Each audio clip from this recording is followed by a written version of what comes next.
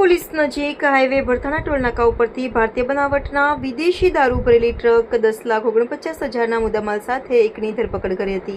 પ્રાપ્ત પોલીસ માહિતી અનુસાર કરજણ પોલીસ હાઈવે વિસ્તારમાં પેટ્રોલિંગમાં હતા તે દરમિયાન બાતમી મળી હતી કે પિકઅપ ગાડીમાં ડાલામાં બંગલાઓ ભરવાના ગોળા રોલની આડમાં ગેરકાયદેસર દારૂનો જથ્થો ભરી વલસાડ તરફથી કરજણ થઈ જઈ ભાવનગર જનાર છે।